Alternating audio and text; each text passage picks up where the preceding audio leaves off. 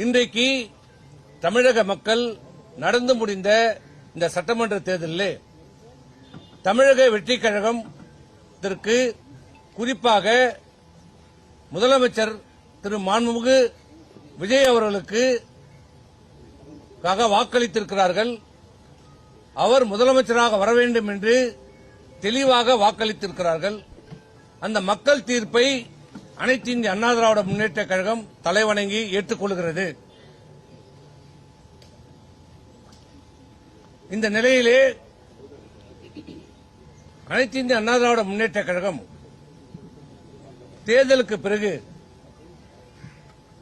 கலந்தாலோசித்த போது கழகத்தினுடைய பொதுச் செயலாளர் சில முன்மொழிகளை எங்களுடன் வைத்தார். இந்த இயக்கம் தொடங்கப்பட்டது திராவிட முன்னேற்றக் கழகத்தை எதிர்த்து தொடங்கப்பட்ட இயக்கம்.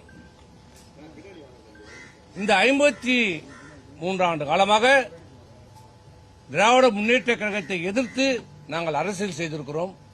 2 தலைமுறை 3 தலைமுறையாக நாங்கள் செய்து கொண்டிருக்கிறோம்.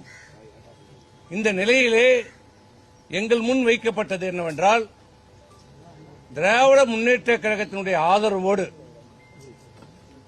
ஆதரவோடு நல்லா புரிஞ்சுக்குங்க, எந்த திமுகவை நாங்கள் எதிர்த்தோமோ அந்த திமுகவினுடைய ஆதரவோடு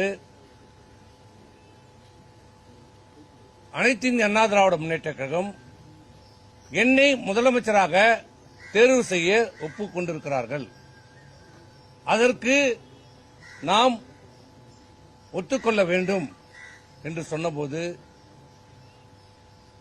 பெரும்பான்மையான சட்டமன்ற உறுப்பினர்கள், இன்னும் சொன்னால் அனைத்து சட்டமன்ற உறுப்பினர்களும் அந்த முன்மொழிவுக்கு யாரும் சம்மதிக்கவில்லை, ஏற்றுக்கொள்ளவில்லை. இன்னும் சொன்னால் பேரதிர்ச்சிக்குள்ளானோம்.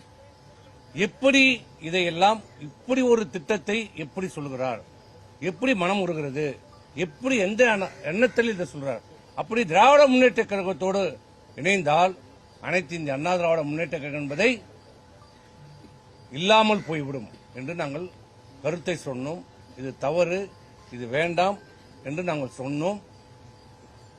அப்படி இருக்கின்ற போதே அதை ஏற்க மறுத்தார்கள், ஒற்றுக்கொள்ளவில்லை.